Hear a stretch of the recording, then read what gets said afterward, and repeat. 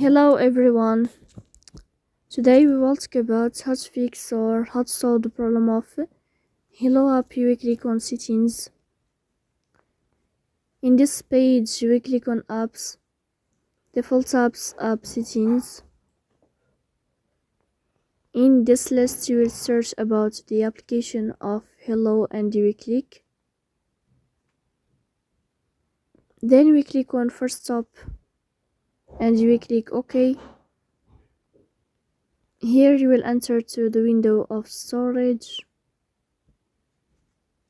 Then we click on clear cache. In the end you will turn off your phone and you will wait a moment to restart your phone again to fix that problem. So that's all. Don't forget to support us by like and subscribe. See you next time and thank you for your watching.